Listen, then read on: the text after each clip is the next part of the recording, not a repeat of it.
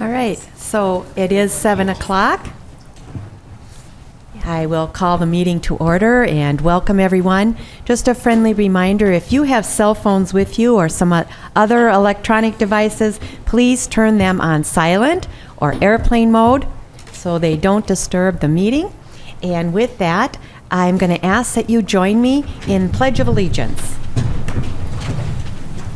I pledge allegiance to the flag of the United States of America and to the republic for which it stands, one nation, under God, indivisible, with liberty and justice for all. So again, welcome everyone. Glad to see so many of you here this evening. This is the regular City Council meeting of Minnetrista for August 16th. I'm going to start out with some introductions, and I'm going to start with Adam Gabois, who is sitting in the first row there. He is one of our city engineers. And then on the end, we have our Director of Administration, Ali Paulfus, and we have our Public Works Superintendent, Gary Peters. And then on the end of the DS there, we have Allison Fauski, also our city engineer with WSB. And then we have council members present, Kathleen Refkin, Ann McGregor, John Chumperland, Pam Mortensen. I'm Lisa Whalen, I'm the mayor. And then next to me, to my right, our city administrator, Mike Baroni, our finance director, Brian Grimm. David Abel is our community development director. And next to him is our attorney, Ron Beatty, with Kennedy and Graven. And then on the end, we have our chief of police, Paul Falls. With that, next is approval of our agenda. Are there any changes or additions to our agenda?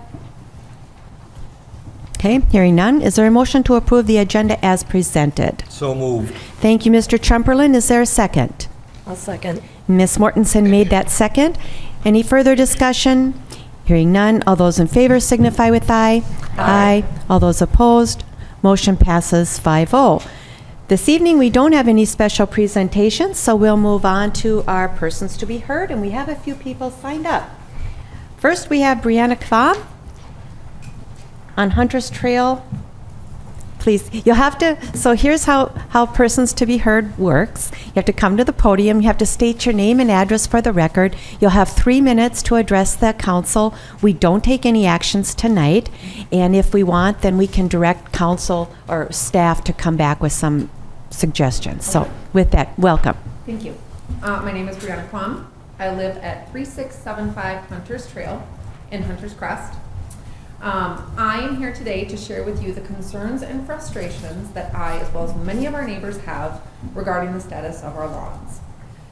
We are all very aware of the impact that the drought and warm weather has had this summer. Many of us, including myself, have not watered my lawn since the beginning of June, and it shows.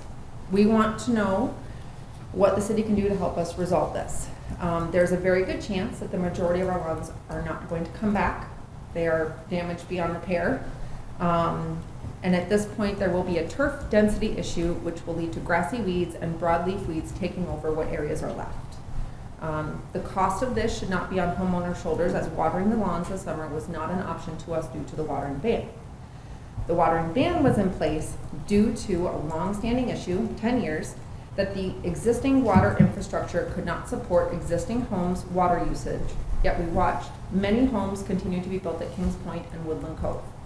I have lived in Minnetrista for 12 years. My husband is on the fire department in St. Bonnie, so I'm well aware of the primary issues of resolving the water issues. I was disappointed to see many homes being built, sod being laid with the drought and the heat that we had, knowing that they would probably not successfully take, but they still did so.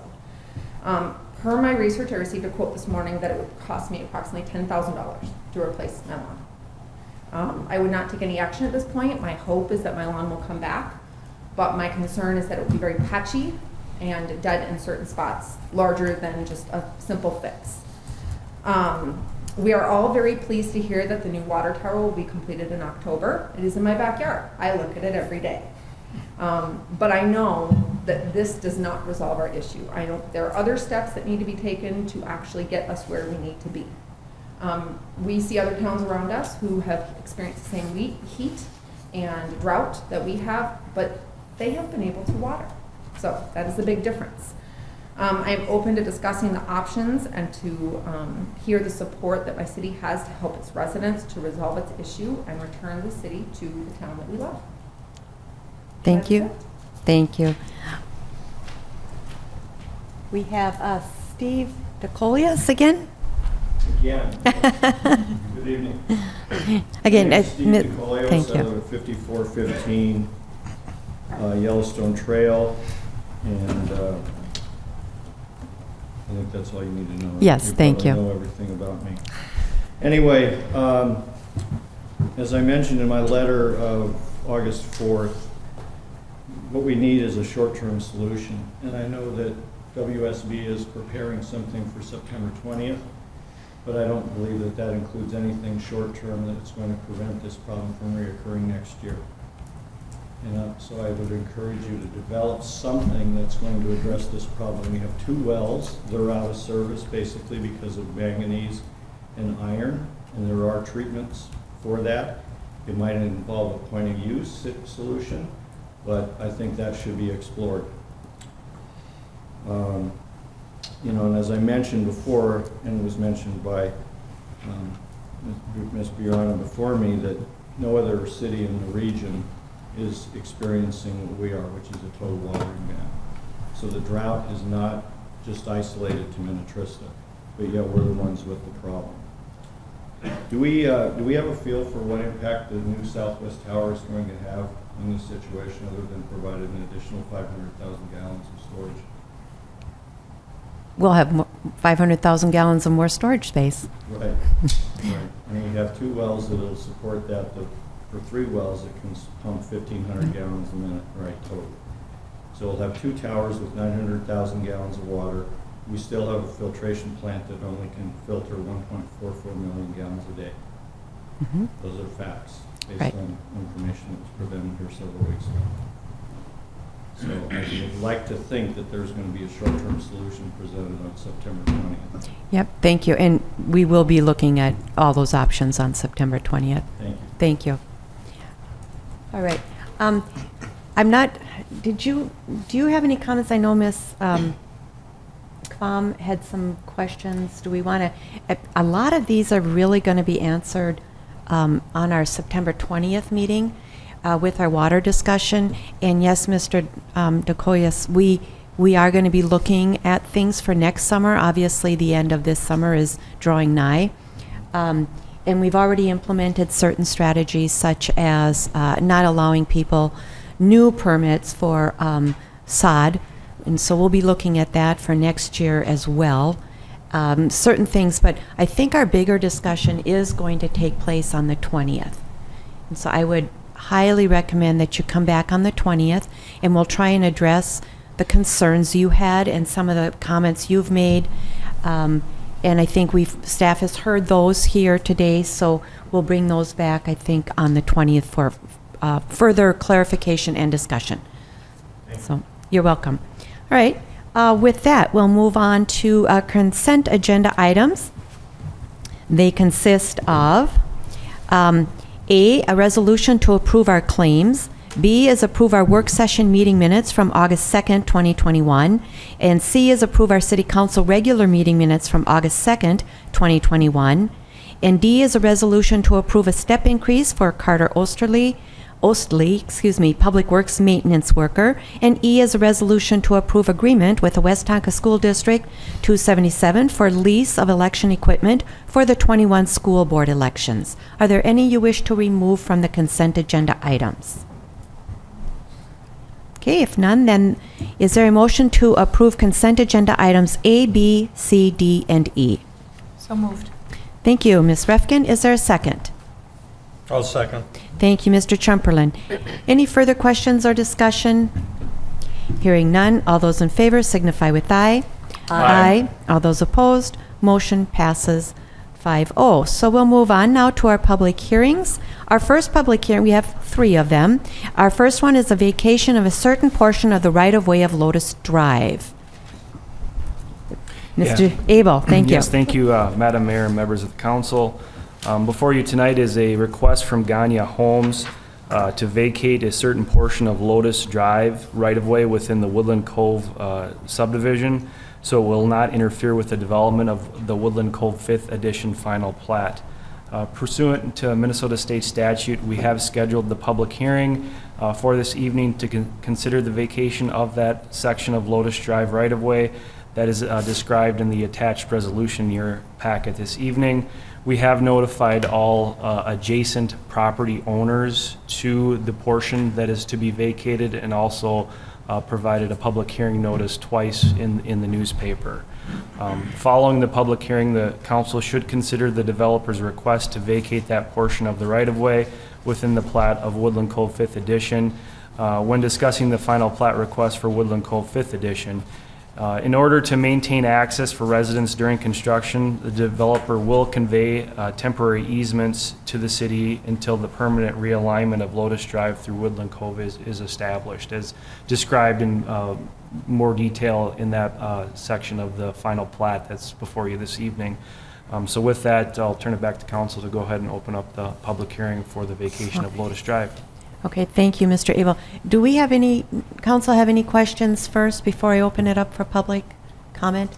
All right, so this is a public hearing, so I'm going to open up the meeting for anybody that's here. So I'm opening up the public hearing for vacation of a certain portion of the right-of-way of Lotus Drive. Is there anybody here that has comments or questions regarding this vacation? I know we have one gentleman here that lives on Lotus, but I'm assuming I have a question maybe on your behalf.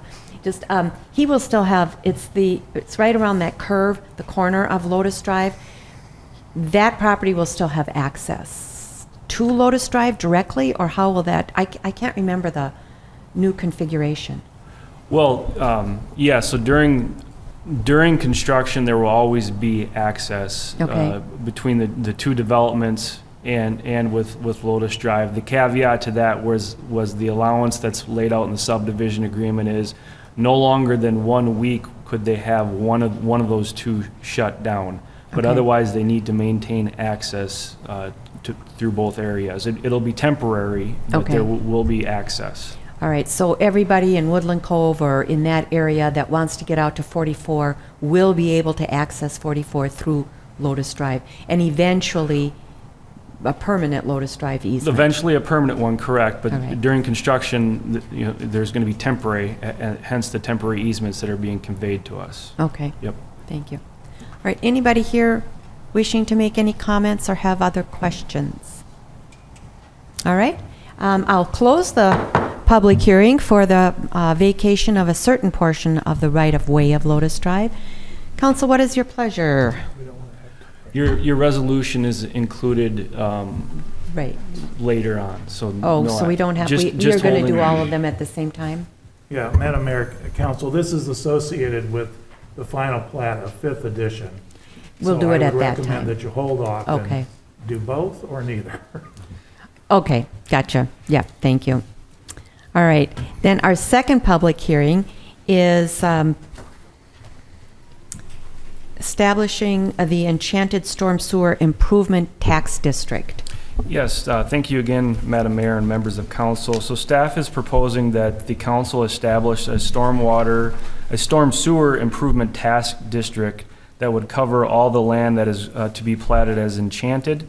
The purpose of this district is to allow the city to maintain, repair, or reconstruct stormwater improvements within the subdivision in the event that the developer or the homeowners associations fails to do so, that would allow the city to recover the costs through a tax levied solely against the property within the district. So it would not be levied to property elsewhere within the city or around the area. It's specific to this specific plat. Minnesota statute does allow and give the city the authority to establish stormwater improvement task districts. This has been a common practice that we've done for probably the last 10 years. We started doing this. So this is essentially just a worst case scenario, if you will. As we've liked to say in the past, it's more of a putting suspenders on an extra layer of protection, if you will, for the city in case several things were to happen and to fall into place, and they, for some reason, didn't take care of their maintenance responsibilities. So just an extra layer of protection that, again, has become common practice for the city. So what we're looking for from you tonight is that you hold a public hearing prior to adoption of ordinance number 467 that is before you this evening. Thank you, Mr. Abel. Council, any questions? All right. I'm going to open the public hearing. If there's anybody here that has questions or wishes to make comments regarding ordinance number 467, you may do so at this time. Going once, going twice. All right. I'm going to close the public hearing and take it back to council. So you're looking for approval of ordinance number 467, adoption. Not till later. You want to do this one later too? Yes. Why would you do this one Well, later? why would you establish the district unless you're going to approve the plat? Okay, so you want the final plat, because we're already in the preliminary. Yeah, I mean, Yeah, okay. yes. Okay. But I would, for the same reason that we just deferred action on the other one, keep this with With the the final. subdivision, the final plat, yes. Okay. All right. Then we have one more public hearing, and that's an application for a temporary one-day intoxicating liquor license. Yes, thank you, Madam Mayor.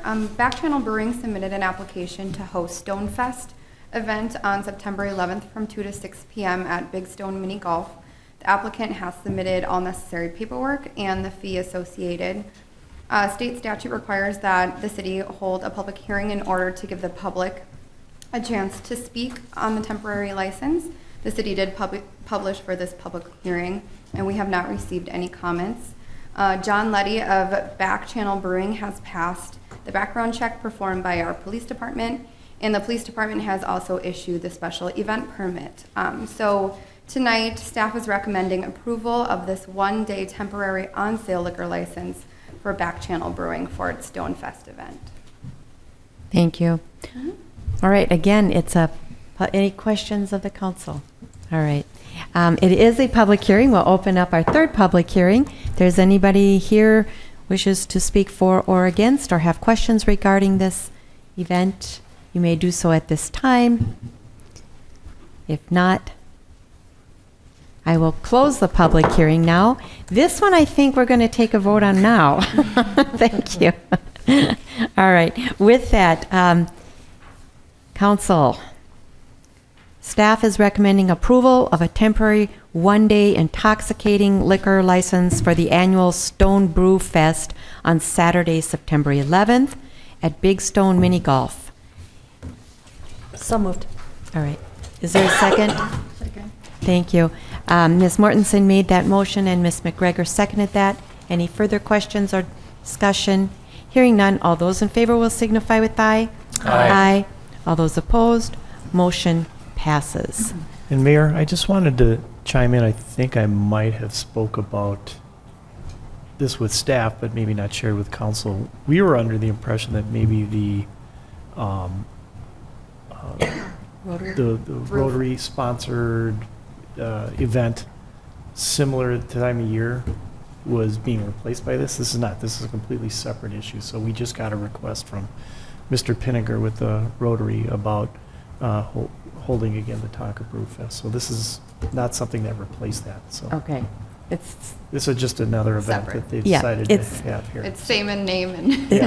request. Everything's a fest. so Different locations close, different I location but think close. Brewfest was taken, so And, which is why they changed their Right. name. And I think Brewfest from the Rotary Club, that the Rotary Club puts on, usually is like the first November. weekend in November, Correct. so. Correct. Yep. All right.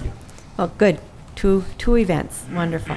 All right. With that, we'll move on to our business items. And our first business item is approve our Woodland Cove 4th Edition final plat. And then there's a whole bunch of other things going along with that. Go ahead, Mr. Abel. Yeah, thank you again, Madam Mayor, members of council. So as stated, there is a final plat application for Woodland Cove 4th Edition by M&I Homes.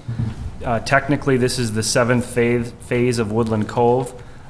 This plat will include 141 units, including 31 single-family homes, 53 villa homes, and 57 townhomes. Along with the final plat, the council should review the subdivision agreement for approval, which is the second item under the final plat resolution before you this evening. If the council will recall, earlier this summer, we did approve a preliminary grading agreement with both the fourth and fifth editions. The fifth edition is your next item. That was held together, but now at this point of the road and juncture, we're separating the two and entering into two separate agreements, if you will, and they're separate final plats as well. But I just wanted to remind you that they were out there doing some preliminary mass grading already this summer because you guys did approve that agreement. So with that, just as a reminder, we do have the resolution for the final plat of fourth edition, along with the resolution which would approve the subdivision agreement with M&I Homes. Thank you. Council questions? With all the new homes, do we need another access point on 7 for the, I mean, We will not get one. That was a large point of discussion during the master plan with the preliminary plat that was approved with the state. That's why County Road 44 was improved. Actually, there did not used to be a stoplight there. And so that was one of the things that needed to be added, was the stoplight there. But the state would not allow, because of the spacing distances there, another access point. okay. Are they putting sidewalks in on these homes, or is there just going to be the main trail? Because I know how it is now, there's only sidewalks on certain parts of the street. Where are the sidewalk and trail access points all going? Madam Mayor, if we may, maybe we can have the applicant come forward and maybe address that. Yep.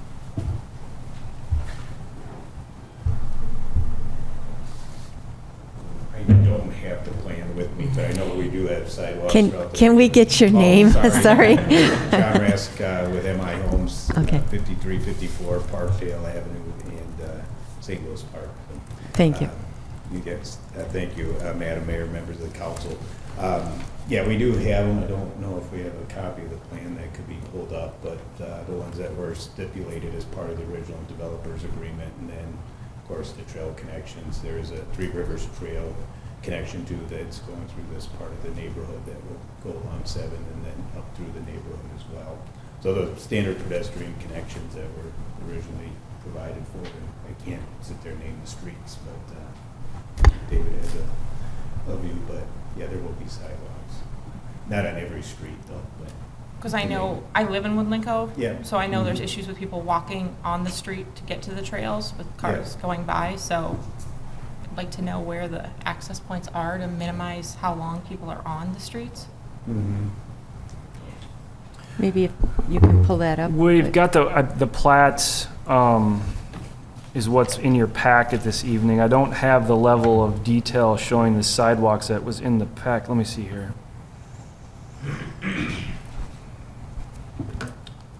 This is the streets.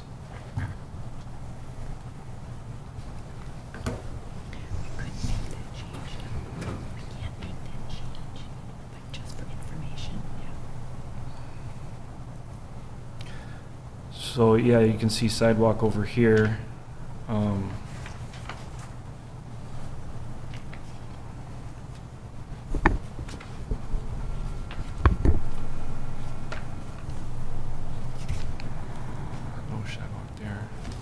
You almost have to blow it up. Yeah, I mean, that level of detail is going to get kind of tricky here with what we're looking at. Looks like we have a sidewalk here in this area and section as well.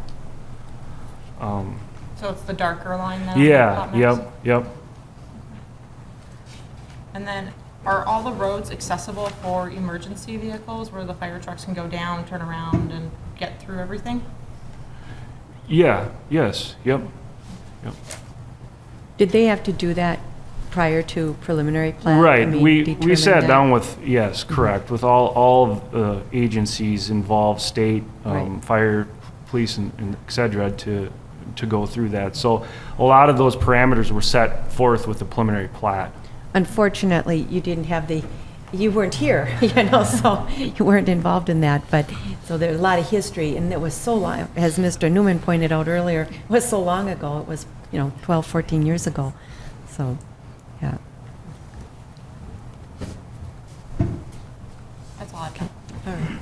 Yeah. Any other questions?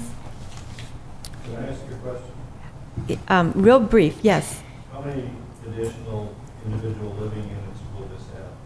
193, is it? 193? 141 units. 141 in this- both? Nope, this one. Okay. This phase. Right, this one is 141 and the other one is 53? Yes. Yeah, so there's going to be 2 this evening that are being approved, a total of 141 plus 53. They were previously approved in the preliminary plat, and when developer comes back for a final plat, and I'll let Mr. Beatty weigh in if he needs to, but the city has to approve it as long as they meet all the criteria set forth in the preliminary plat. Is that correct? Yes, and the preliminary plat was approved 10 years ago this month. Okay.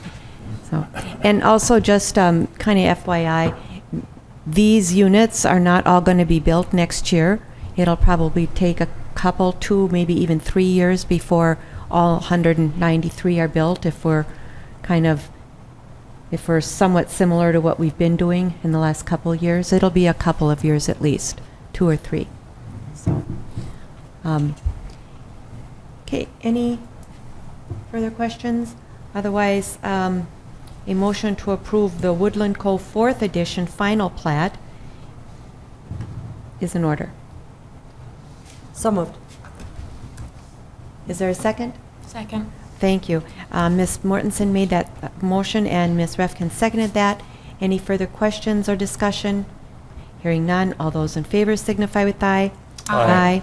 All those opposed, motion passes. And then we have a resolution to approve the subdivision agreement with MI Homes. Is that Mr. Abel, or do you need to add anything? Not really, Madam Mayor and Council. Just a quick overview. I mean, this sets the obligation of the developer in terms of public improvements that they need to construct, ensures that they'll be done to plans and specs, and that the financial securities are submitted to ensure that they're constructed in a timely fashion. So other than that, looking for a motion to approve the subdivision agreement with M&I Homes. Thank you. Any questions, council? I think we ought to address the concerns that people have that are here, and we did it last time, but I think we should say it again, Okay. that there would be lots of lawsuits if we don't approve this because it was done so long ago, and that even though this seems like an emergency as far as the water, that we feel that we will have resolution for these issues in the next 2 years. Is that correct? I believe we can have, okay, so, yes, I did talk to our engineer, and they will be bringing something on the 20th, and one of my questions was, how long does it take to get another well drilled?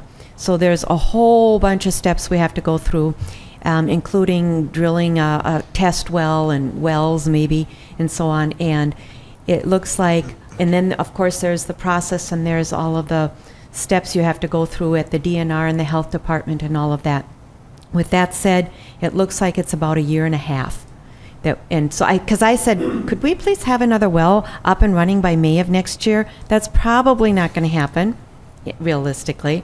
But within a year to 18 months, is that fair to say? Yes, Madam Mayor, I believe that the fastest that our group has seen a well is about 18 months. Okay. And so we certainly know the magnitude of this issue with the city, and so we would do our best to expedite that process to the best of our ability. Right. Okay. Just a second. Hold on. So one more point, for the people who are super concerned about the water and super concerned about their lawns and everything else, these new people who are coming in, they're not going to have lawns either, right? So remember, we talked about not issuing special watering permits, so I believe we've discontinued that at this point. And so, but for next year, I think we're going to have to talk about that and say at some point, no more sod lawns go in, because that could just put more of a strain on the system. And so we're going to be talking about that as one measure, because I think a lot of people were saying they didn't feel it was right or fair that people with new sod got to water and people that didn't have new sod couldn't water. So that's one of the things we're going to be looking at. Okay. Um, And these homes are using the retention ponds to assist with watering. Some of these will, I believe, maybe, yes, thank you. Yeah, just quickly, Madam Mayor, members of the council, yes, in this particular phase, every home, single family included, will be on a pond irrigation system. So it was part of our stormwater management plan. The large ponds you see going in along Highway 7 are going to be, well, probably about half to 2/3 of the neighborhood. And then the large pond between the 4th and 5th editions will serve the north portion of the neighborhoods. So unlike other portions of the Woodland Cove neighborhood, these will be 100% pond irrigation. They won't have systems hooked up to the city water, which should help alleviate some of the concerns. Okay, all right. And then, Mr. Beatty, you had mentioned something. I know you want to say something, so go ahead. Well, yeah, Madam Mayor, thank you. I wanted to answer Ms. McGregor's other question, which I think is an important one to address. And yes, we are legally obligated to approve a final plat if it is consistent with the terms and conditions of preliminary plat approval and is consistent with the city's ordinances. You know, most subdivisions come in for both preliminary and then final approval. And as we've talked many times before, I realized you weren't here at the time, preliminary approval is really where it's at, because that's where the terms and conditions are set. And so we always spend a lot of time making certain that the preliminary conditions are the ones that we're comfortable with living with. As I mentioned a minute ago, this subdivision has such a long history that it was actually, the preliminary approval was actually done 10 years ago, and we keep taking bites of the apple. As David said, this is the 7th subdivision. The next one that's going to come up is the 8th. All of those have been following that preliminary approval from August of 2011. So yes, we have to do that, and again, it's preliminary approval where we really look at things very carefully. Thank you. Good questions, yeah. Council, and, oh, I'm sorry, Mr. Barkus, can you come to the podium and state your name and address, and we'll allow your question? Good evening. My name is Matthew Bonney. I live at 5460 Yellowstone Trail, and much like all of you, I are under the same ban of water restrictions, and hope that will soon allay and solve itself.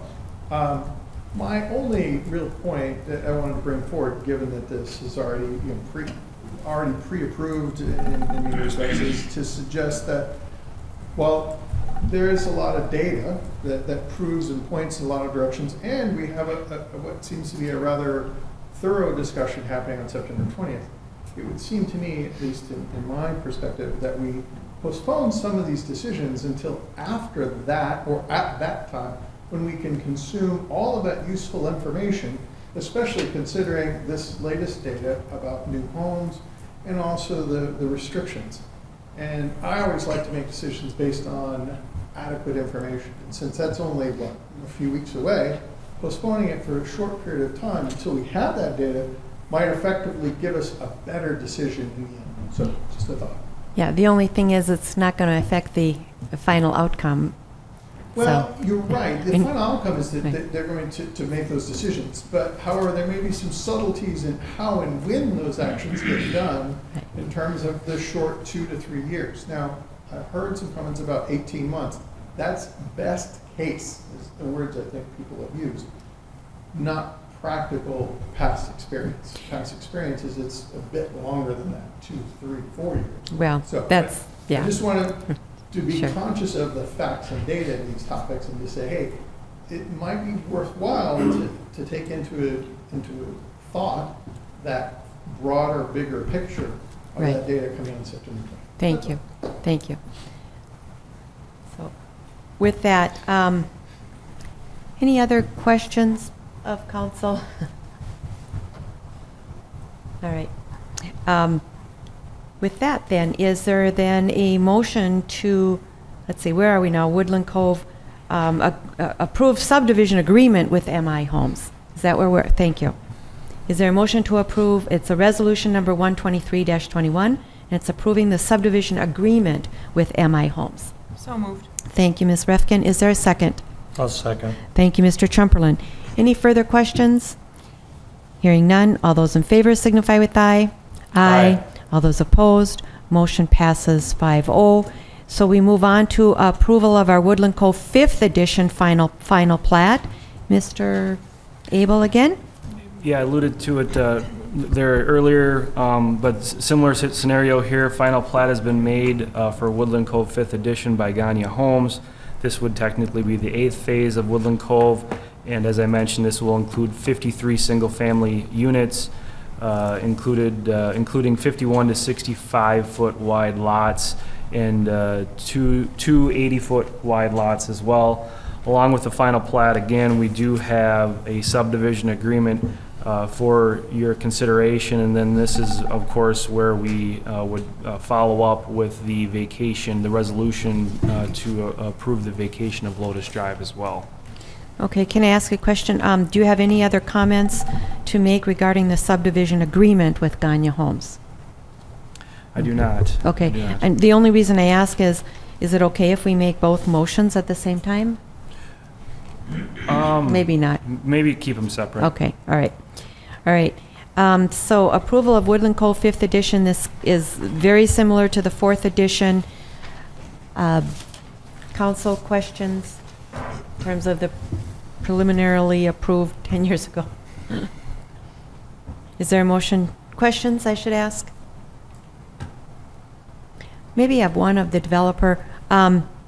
This would be Gagne Homes, I guess. Typically, how long does it, what do you anticipate, how many homes coming in next year? Because you're not going to get these homes built this year. No. Madam Mayor, members of the council, my name is Rick Packer. I'm with Gagne Homes, 1000 Boone Avenue North, Golden Valley 55427. Our normal build time is usually about 6 to 7 months. And so right now we're behind 2 months in the woods almost. That's Bay. We would expect to be done with all 91 lots, probably looking at 4 years. 4 years, okay. That's the time frame you're looking for. Okay, thank you. That helps us, yeah. All right. Any other questions? All right, with that then, do I have a motion to, it would be resolution number 124-21, which would be approving the Woodland Cove 5th edition final plat. So moved. Thank you, Ms. Refkin. Is there a second? I'll second. Thank you, Ms. Mortensen. There's any further questions? Hearing none, all those in favor signify with aye. Aye. All those opposed, motion passes 5-0. And then there's a resolution number 125-21. It's approving the subdivision agreement with Gagne Homes. Is there a motion to approve? So moved. Thank you, Mr. Chumperland. Is there a second? Second. Thank you, Ms. Refkin. All those in favor signify with aye. Aye. All those opposed, motion passes 5-0. And then we have a resolution to approve the vacation of Lotus Drive. Is there a motion to approve? So moved. Thank you, Ms. Mortensen. Is there a second? Second. Thank you, Ms. Refkin. Then all those in favor signify with aye. Aye. All those opposed, motion passes. So that concludes our Woodland Cove, and thank you very much for being here, gentlemen. Nice to have you come again. Next, and you can stay, you don't have to leave. Next, we have approve a simple subdivision for 4,000 and 4,100 Enchanted Lane. Yeah, thank you, Madam Mayor, members of the council. The owners of the properties at 4,100 and 4,000 Enchanted Lane did make an application for a simple subdivision. What they propose to do is adjust the common lot line in order to clear up existing encumbrances by Steve Anderson on the 4,000 Enchanted Lane property. This request is being made in conjunction with the final plat of Enchanted, which is your next business item. I think this came up during the preliminary plat. They brought it to your attention and showed you some of those slight encumbrances. We informed you this would be the best way to clean that up in order to allow that Mr. Anderson to keep his encroachments on the property. So we have these in a specific order for a reason in terms of how it can make the process go more smoothly. So looking for the council to adopt a resolution which would approve that lot line adjustment or the simple subdivision. Right. So you want that before you want the final plat? Correct. I mean, okay. Correct. All right. So it's not part of the final plat? Correct. Yeah, okay. All right. Questions? All right. Comments? Hearing none then, is there a motion to approve the simple subdivision or the lot line adjustment between 4,000 and 4,100 Enchanted Lane? So moved. Thank you, Mr. Trumperlin. Is there a second? I'll second. Ms. Mortensen made that second. Further questions? Hearing none, all those in favor signify with aye. Aye. All those opposed, motion passes 5-0. So then we move on to approval of the Enchanted final plat. And just for the record, I want everybody to know these 6 lots are actually on private wells. They are not on city water, just so you all know. We're not adding more. And I also wanted to make a comment before, and then I'll be quiet about this, but we did have a request by several property owners to expand our MUSA line last fall, and the majority of the council said no, because it would put more strain on our water infrastructure. That was one of the primary reasons we said no. So just so you know, with that, we're going to go back to the Enchanted final plat. Mr. Abel. Yes, thank you, Madam Mayor. Again, members of the council, the final plat application has been made for the plat that's being referred to as Enchanted. It does include 6 single-family residential lots at the property at 4,000 in Enchanted Lane. If you'll recall, the developer did submit a preliminary plat earlier in 2021. It was reviewed by the Parks Commission, Planning Commission, and ultimately approved by the City Council. The final plat has been submitted for the City Council's consideration this evening. We have reviewed the final plat application for conformity with the zoning regulations and the conditions of the preliminary plat approval, and staff has found it to be consistent with that. So there is a number of items here before you. Again, we have the final plat of resolution. We then also do have a subdivision agreement. This is where you'll have your housekeeping back to the public hearing, where we will adopt ordinance 467 that would approve the stormwater tax district. And then there also is a resolution authorizing the publication of ordinance 467 by title and summary. On a separate note, if we could maybe keep these two things separate, as you'll note in your staff report and per the applicant's narrative, there is a request made by the developer to have a discussion about the policy of new roadways and the moratorium, if you will, to cut into new roadways. If you recall, we do have a 7-year moratorium, which Enchanted is still technically under. There are, I believe, 2 areas in which they would need to potentially cut into Enchanted Lane. And the developer is asking to have a discussion or possibly have that waived. So my suggestion would be maybe we handle the business items first, and then maybe you can bring up that discussion and get into the more policy type element of that, if you would, Mayor and Council. Okay, thank you. It's not part of the approval, so Correct. we can talk about that after we get through these. So questions regarding the approval of the Enchanted final plat? We've seen it several times. It looks good. Any questions, comments? All right. With that, then, is there a motion to approve resolution number 128-21, which is the final plat approval for Enchanted? So moved. Thank you, Mr. Trumperlin. Is there a second? Second. Thank you, Ms. Refkin. Any further questions or discussion? Hearing none, all those in favor will signify with aye. Aye. All those opposed, motion passes 5-0. So next we'll move on to approve the subdivision agreement of Enchanted. Any comments there? None? Okay, thank you. Is there a motion, questions, council? All right, is there a motion to approve the subdivision agreement for Enchanted? So moved. Thank you, Ms. I'll second. Ms. Refkin, and thank you, Ms. Mortensen, for seconding that. All those in favor signify with aye. Aye. All those opposed, motion passes. And next, we'll approve the Stormwater Taxing District. Of course, we just had the public hearing on that. Any other questions?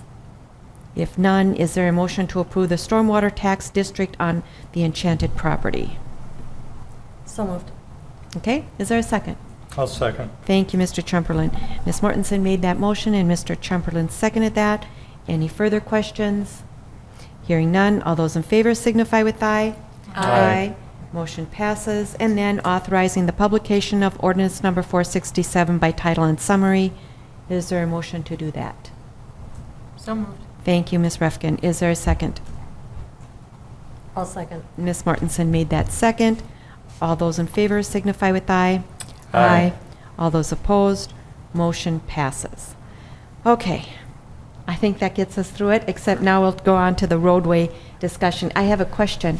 So, can they do directional boring underneath the road? I'll defer to the engineer and Gary, and maybe if you'll allow the applicant maybe to maybe speak as well, Madam Mayor. Sure, of course. I don't know all the details as this came up last week, so I'll defer Okay. to them.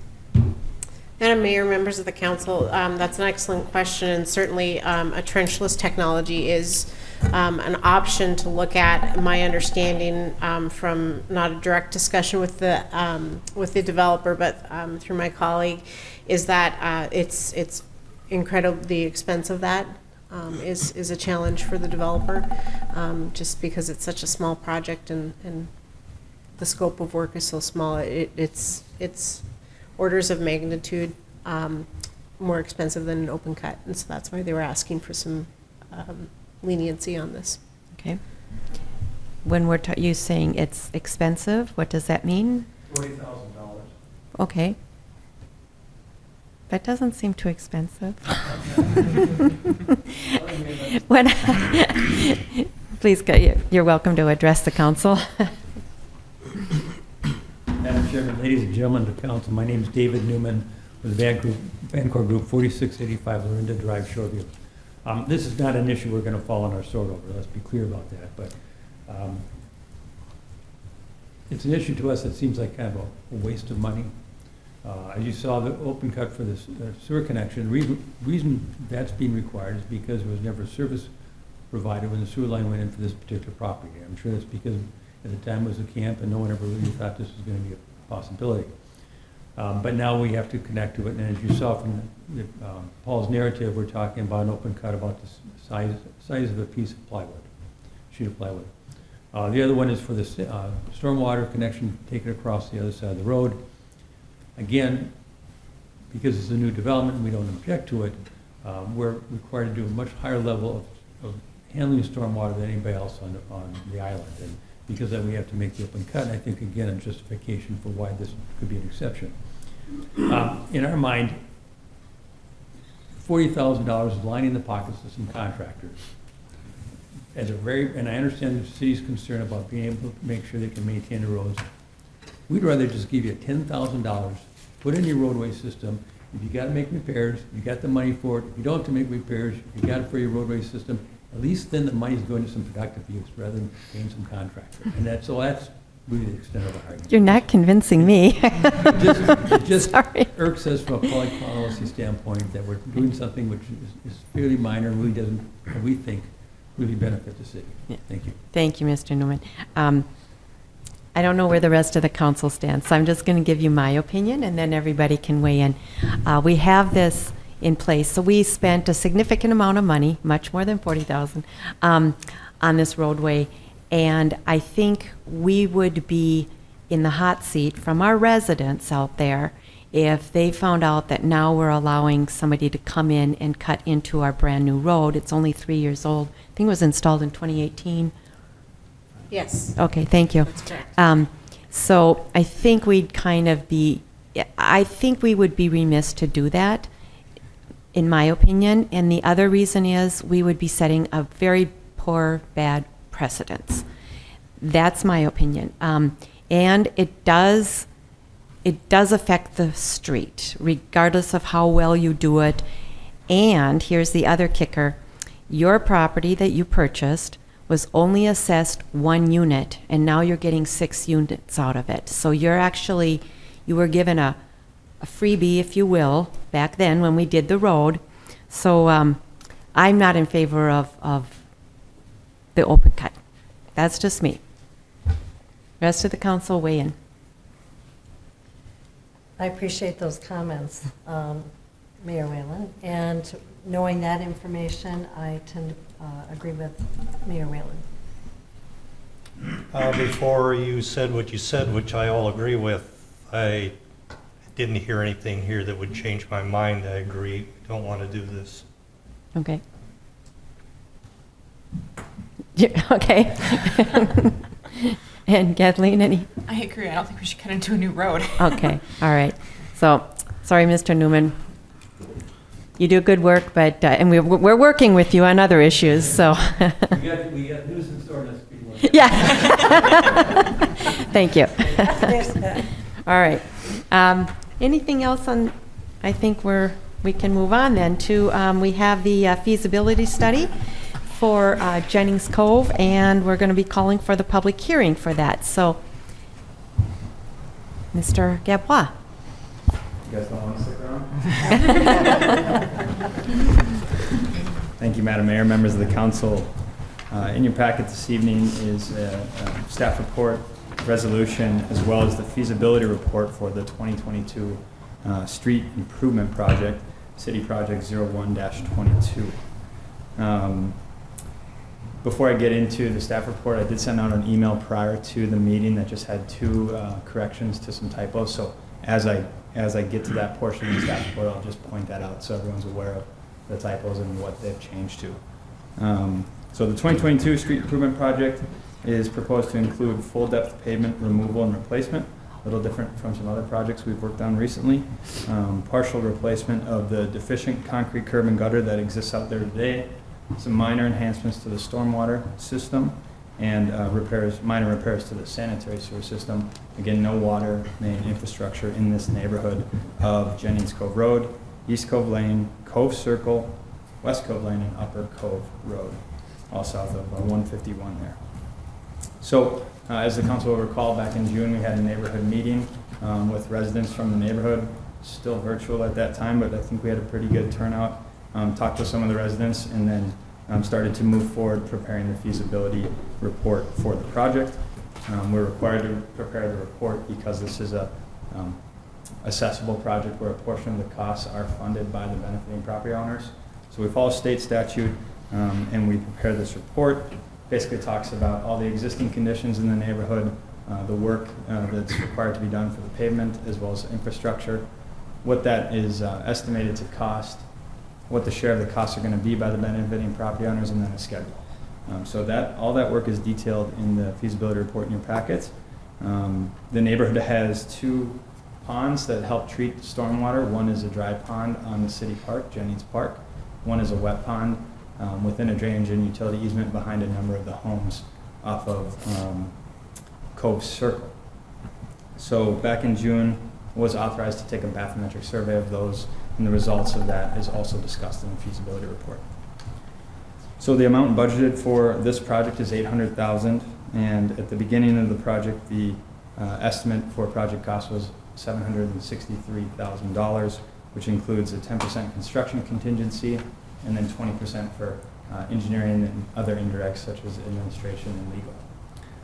The feasibility report includes a more detailed cost estimate down to what items of the contract we expect to be included, and that estimate is $728,030, and that is further defined in the table on the second page of the estimated cost summary. So Minnetrista's special assessment policy for the full depth pavement and improvements to the pavement and then the storm sewer states that 50% of the total cost of that improvements can be assessed to the benefiting property owners. And so when you look at the cost summary, that would be Schedule A and Schedule B, the surface and the stormwater. The paragraph below the table here is one of the ones that was corrected, and the first two sentences were adjusted. So the estimated total of the special assessments is $331,510. There are 40 units identified in the preliminary assessment roll and map in the report, and that turns out to be $8,287.75. On previous project, we've moved towards just kind of cleaning up that number, and so as you can see here, we've rounded it down to $8,287, which means the total funding from assessments is a little bit lower, $331,480. And as I read through that, I did forget to mention the other typo was about the ponds. So we've got pond P64 and P84 included. Proposed schedule, next steps, basically, after this would be, with the resolution here tonight, ordering a public hearing for September 20th and authorizing the preparations of plans and specifications at that time. But essentially, inviting all the residents to a public hearing here to discuss the project prior to it being ordered by the City Council. We'll move very quickly right into final design. And as you can see here in December 6th, we'd want to approve the plans and specifications. We've got some holidays in between then and when the bid opening is, and we feel we've left adequate time for contractors to review this project with those holidays in mind, and go towards accepting the bids early February, awarding the contract early March, and then moving into construction in June.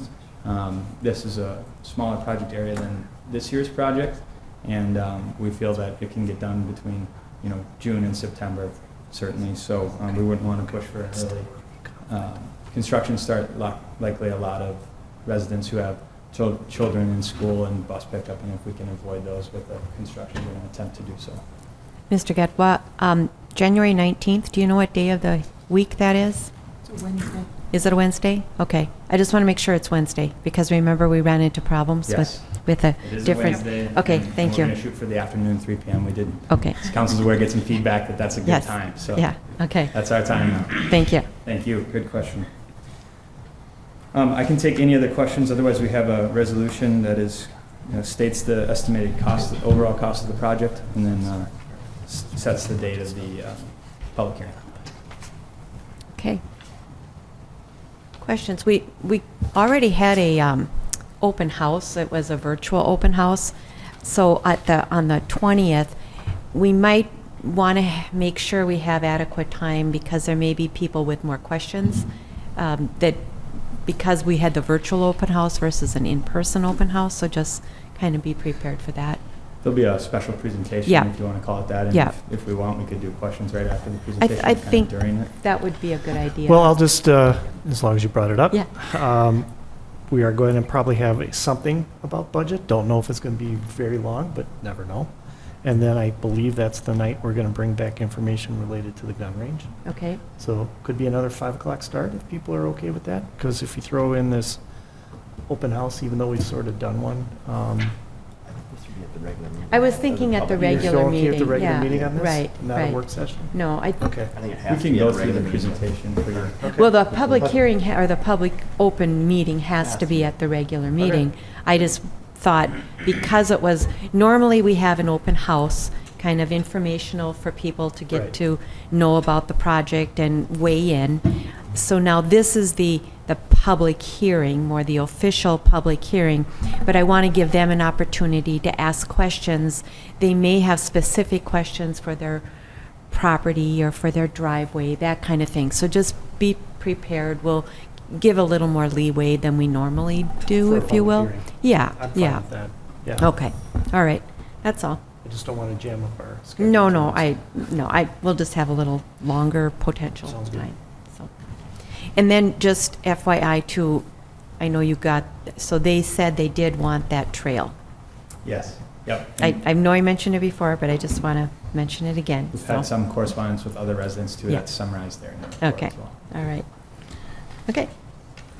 All right, then you want a resolution to accept the approve the resolution or accepting the feasibility study and calling for the public hearing for September 20th, 2021 for a city project 01-22. So moved. Thank you, Ms. Mortensen. Is there a second? Second. Thank you, Ms. McGregor, right? Okay. Any other questions or comments? Hearing none, all those in favor signify with aye. Aye. All those opposed, motion passes 5-0. Thank you very much, and we'll move on to the next one, which is the change order for the utility, utility project. Thank you. That is me again. Thank you, Madam Mayor, members of the council. This is change order number 1 for the utility improvement project, which, as you'll recall, is kind of focused on the sanitary sewer improvements with this year's street reconstruction project. They've completed about 66% of the work to date, and their work was primarily focused on Minneapolis Avenue, where lift station 3 is being replaced. They've also done a lot of installing of new pipes and connections to lift stations down in the Hardscrabble area.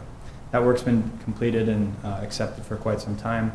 The lift station has been installed, really unique installation method where they sunk the lift station, were able to keep Minneapolis Avenue open for the most part, and everything's gone really well so far.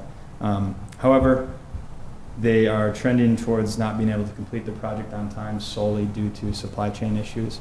And we did have these discussions with the contractor early on when we had the pre-construction conference, but chose to kind of see how things played out with the review and construction, knowing that things could change, and see if supply chains sped up. Unfortunately, they're kind of trending maybe a week or two sooner, but still past the planned substantial completion date of September 3rd. So the primary components are the access hatch, the control panel, lift station pumps, really critical components of a operational lift station. So we do have delivery dates scheduled, or the contractor does, and they've provided those to us. And they feel confident that when those are delivered, they can complete the work within this adjusted substantial completion date of November 1st.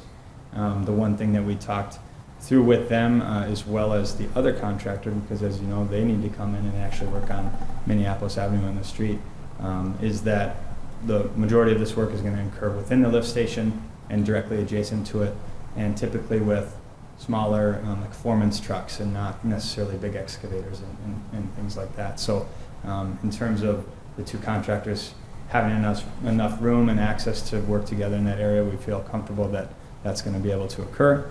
So we do recommend extending this substantial completion date to November 1st, as stated here and provided for in the resolution. I can answer any questions about the extension request if you'd like. Is November 1st the maximum time that's really needed, or do you think it could be done by October 1st, or we're going to have weather conditions? What's going to happen? Great question. Yeah, we just was talking with the contractor earlier today and reviewing their schedule. They have October 10th as a possibility, and they have been really great to work with, honestly, the project manager, and they just don't want to overcommit in case there's an issue with these being supplied. And so that was the reason November 1st was chosen. Great question. Thank you. But this won't delay the bituminous layment or laying down the bitumen. Okay. No, and you know, they know, and the contract language states that the preference is going to be given to the street contractor when they get there. So. All right. Okay, good. Any other questions? Good.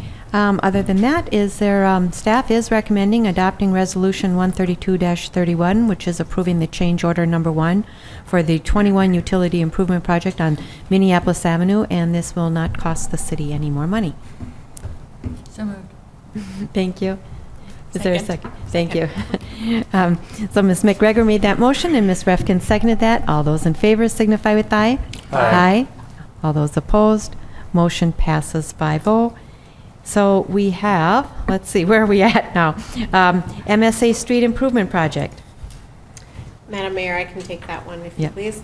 Madam Mayor, members of the council, before you this evening is proposed change order 1 for the 2021 municipal state aid street improvement project, which also includes Langwood Avenue, a local street.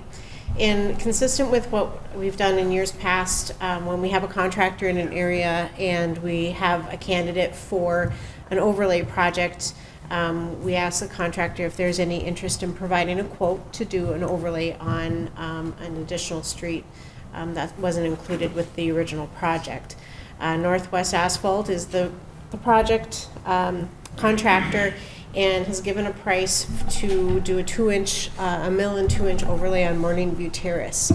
Morning View Terrace is a cul-de-sac on the east side of County Road 110, very close to the Sunnyfield project corridor.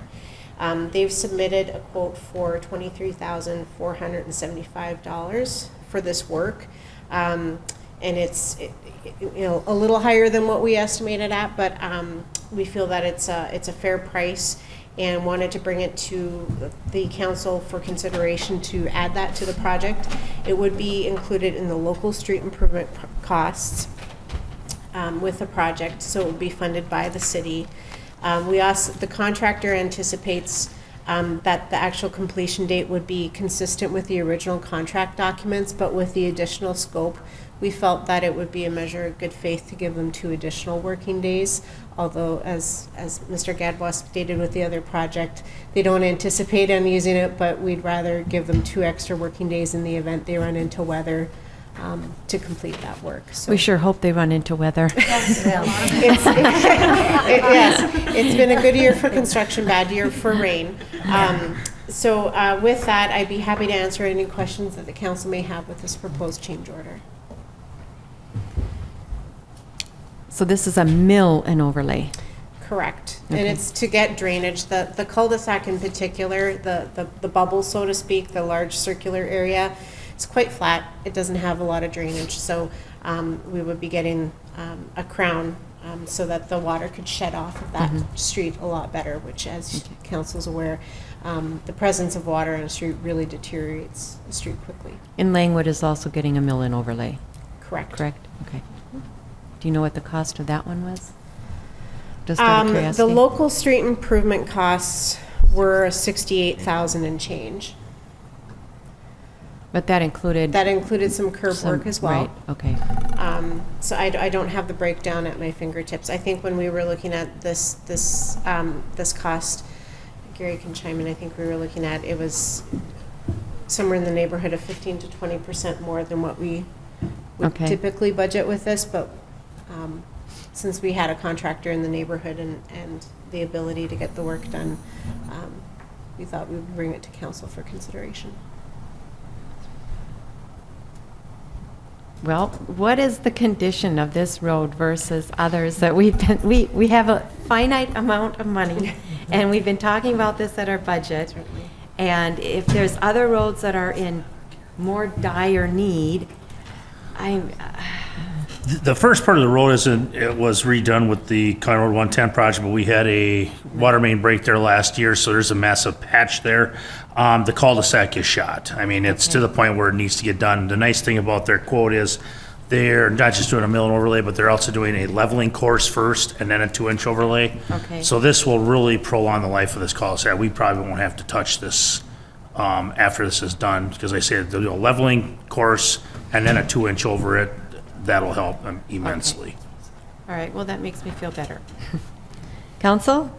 It was on the list of priorities. Was it? Yes. Okay, there you go. There you go. And on the plus side, it was on, of all the streets that were listed when we got this big sheet earlier this year, that was one that was just to be monitored. The cost estimate at that time was $35,441. So it's less. How accurate these numbers are, but that number looks better than this one. Okay. And you can see on Google Maps, it looks really bad too. Yeah, I know it is. It is. There's I've other been there. ones that are bad too, so, all right. Okay. So is there then a motion to approve the change order for our local 21 MSA street improvement project? So moved. Thank you, Mr. Trumperlin. Is there a second? Second. Thank you, Ms. Refkin. Any further questions? Hearing none, all those in favor signify with aye. Aye. All those opposed, motion passes 5-0. So thank you. That concludes our business items. So we'll move on to administrative items. I'll start with Mr. Barone. Welcome back. Thank you very much, Mayor. Mayor and Council, I actually have Ally and Allison are going to give I think they have one update each, and before I go with mine. So maybe I'll start with Ally about the ribbon cutting. Well, as you know, the ribbon cutting is scheduled for next Tuesday, the 24th at 3. The ribbon cutting will be at 3:15. An ice cream truck has been ordered with treats. It has been posted to social media, sent out to the email alert groups, which I will do again tomorrow. Nick sent an email to the commissioners, and he will be reminding them. I think there's a meeting Monday. Otherwise, he'll be sending out an email reminder. Can we get And RSVPs from them too, just to get an idea as to? So last week, when you mentioned contacting the commissioners, Nick had done it earlier that day. Okay. We did not ask for RSVPs, but I'm not sure how well that would have worked anyway. So Okay. we can ask if he sends an email reminder for some RSVPs. Sure, just let us know who's Yeah, coming. and then we invited city staff as well, and in the process of getting us scissors and ribbon. All So we right. should be good. Good. Thank you. Looking forward all I had. to the ice Then cream. Allison, right? I think you were going to give a brief roads update. Very brief You sort of went update through some on- stuff already, but Certainly. So just a quick update for council and for residents that may be listening in on the street improvement projects that are underway. As mentioned with the change order, the MSA street improvement project, the Sunnyfield Road project, the contractor completed kind of the most labor-intensive portion of that project was raising the road 2 feet between Langwood and Marina. So that was completed last week. They were starting curb work this week here, and then they'll be reshaping the road in preparation for paving, which will follow. So we continue to be in contact with the school district and monitoring the traffic going through there, and putting down dust abatement as needed. And so we are tracking for a contract completion date, now revised for the end of August, but the contractor indicated that we would probably be more like the original completion date of the 27th. Of For the August. Yes. Okay. Thank Is you. that for the second layer? That's for the first layer. Okay. And so the first layer is the one that takes the longer amount of time. And Okay. then we'll certainly work with the contractor to schedule that second layer of pavement when school, of course, is in session, and they won't have the higher traffic volumes going through there, so. Okay. we'll Work with Are them. they going to do it on a weekend or something, or? They might, Okay. yep. How long do they have to wait between the first and second layer? It's not, they usually go a week or two. I don't know that there's necessarily a specific amount of time. It's an amount to get the roadway paved for traffic, and then they start working on restoration items and that sort of thing as well. So. Okay. Thank you. The utility project, as Mr. Gadbois mentioned, we do have some completion dates, anticipated completion dates now that they have scheduled deliveries for some of their products. And then with our local street improvement project, hardscrabble should be paved this week. And then the contractor has been, the directional drilling of the storm line out to Lake Minnetonka along Loring Drive was completed last week. And so they'll be finishing up the remainder of the utility work there starting this week. And then they'll be doing the road work after that, and then they'll be moving to Minneapolis. And Stonebridge is done? Stonebridge will be along with Loring as well. With So Loring, they kind of okay. clump those two together. Okay, great. I have a procedural question on the MSA funds. How do we go about, what do we have to prove to the state? Prove the money that we paid out, or do we just show them, here's what we're going to be doing, and we get so much money up front, or how does that all work? That's a great question, and actually, Mr. Grimm emailed about that today. So when the contract's awarded, we typically, at that point, from state aid standpoint, they'll pay out the majority of the state aid portion of that project fund. At that stage? Yeah. So we'll be getting that paperwork processed here now that we had the first payment to the contractor here on this verified claim. So we'll be working through that request with the state here. So there's not a big float. I mean, we get our money, we don't have to pay our bills, and then there's a delay to get the state to come back. Right, I think from the state standpoint is that, you know, you're a municipality that's awarded a contract, so they have the utmost faith that the work would be done, so. Thank you. You're welcome. Thanks. Okay. All right, I've just got a couple of comments. Generally, one of the things I'll say is when our next meeting is, but I will defer that to the mayor because I know she's going to bring that up under her council report. But we did have a personnel committee meeting on August 5th. We did that before I left on vacation. We do have, and the contents of that meeting was to discuss our counter proposal to our newest union, the CSO labor negotiations will begin on Wednesday of this week. So I'll keep you up to date on that. So that's all I have, Mayor. Thank you. Any other staff meetings? Okay, I'll go first. So myself and I was escorted by our chief of police. We attended National Night Out, attended about 5, I think we went to 5 different parties. So it was fun to get out, and I saw Ms. Refkin at the one at Woodland Cove, so nice that we were out there and getting to see people.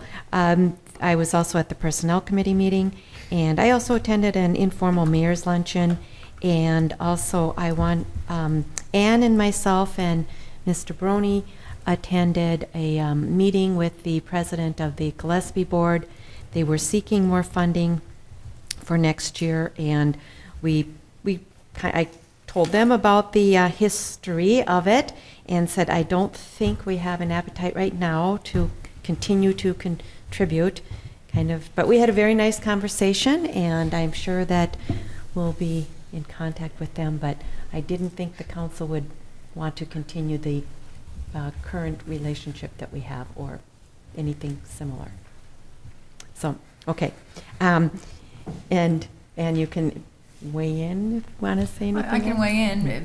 Basically, we told them that a number of things have to be done with their finances, especially with reference to auditing, in order for us to ever make continuous commitments to them, because they were expected to be able to use the money that was raised in the last decade, and we feel that we need to see evidence of how a budget would work and how the finances are going forward. Thank you. Did you say why they need more money? Well, actually, it was interesting. She said that they don't really need money right now. So we're like, yeah, okay, I guess that's kind of a foregone conclusion that we're probably not going to, anyhow. But yeah, the agreement that was made 10 years ago, none of us were here at the time, was that the cities, Mound, Spring Park, Mound, Minnetrista, and Spring Park, and I think Orono has contributed as well for 10 years. And then after that, they would have an endowment built up, and that would be enough to sustain or to help them out with their expenses. So that was kind of our expectation at the time. That's been our expectation for the last 10 years. And if they need more money, then, as Ann said, there'd have to be some changes made. So. With that, the only other thing I have is several of the council are going to be absent at our September 7th meeting, and I would like to highly recommend that we cancel that meeting, since we may not even have a quorum. But even if we did, several will be gone. So if you're amenable, and I've been talking to staff, that's kind of why we had a whole bunch of stuff this time, so that we could take a bit of a break if need be. And I don't think we have anything pressing coming. Just the levy adoption we talked about at the work Which session is at the before work September session. 30th, which Right. would be, as long as we win it by September 20th, would be fine. Okay. So if we do the budget discussion at our work session, would you happen to have a resolution ready and prepared for us? Or Yeah, maybe multiple resolutions? Correct, yeah, there'd be at least one. I'll probably do multiple options, and obviously Right. whatever resolutions in the packet the council can modify based on adding this or taking away that or whatever. Right. So. Okay. All right. So if you're okay with canceling the September 7th meeting, a motion would be in order. So moved. Thank you. I'll second. Thank you. Motion has been made by Ms. Refkin, and Ms. Mortensen seconded that. Any further questions? All those in favor signify with aye. Aye. I thought you had a question. Okay. Yeah, the only thing I was going to say is that, September 20th, and I don't have any problem canceling September 7th, but September 20th is going to be a huge meeting. It's going to be, yes. And we want to make sure that we address all the huge major issues, water and everything else Right. that's going to be handled. So we need to take a good look at the timing on. We Right. might have to start at 3. No. Well, the work session is going to have two things, and then that's going to be the police gun range. Mine broadband. And then Broadband update. broadband update, that should be fairly short, and then budget. Budget, so 3 items So from the year. those, and then the regular meeting may be long, because we'll have the water discussion, and we're going to also have the open house, or the open public hearing. for the Jennings Cove for 22 projects. So yeah, might be a bit long, but we can handle it, right? We can. We can handle it. All right. So that's all I have. Pam? I attended the personnel committee regarding the CSO union contract, and I was unable to go to the WCC meeting, but Ann was very nice to fill in for me. Thank you. You're welcome. Upcoming, well, Pioneers Hair Creek meeting this Thursday. It will still be virtual. Although in September, it sounds like per legal parameters, probably, we have to get together. There was some pushback on some people still wanting to go in person. So this one's virtual. Planning Commission on Monday night, be here. And then the shelter dedication on the 24th. Good, thank you. Okay. I attended the West Tonga Community Center meeting, and it was really very, very interesting. The Hope Chest people that are near the Dairy Queen on Shoreline Drive gave a really nice history of how they came to be and what they're doing now, so that was really good. And then the people who own they own two businesses, and I don't have the names with me right this second, but they are the people who on Next Door Neighbor have huskies that keep getting away, so I got to meet them. That was fun. And it turns out they have a very interesting business. I used to be in a business that dealt with alternative therapies, and they are running a genetic business that tells you how to both exercise and diet for wellness. And it's a much more developed, because what I was in was a decade ago. It's much more developed now. And so it was fascinating to listen to what they had to say, and excellent to be in their presence. So it's fun. Good. I don't have a report, but I'll be at the park dedication on the 24th. Great, okay, good. All right, so with that, that concludes our meeting, and is there a motion to adjourn? So moved. Thank you, Ms. Mortensen. Is there a second? Second. Thank you, Ms. Refkin. All those in favor signify with aye. Aye. All those opposed, motion passes 5-0. Thank you.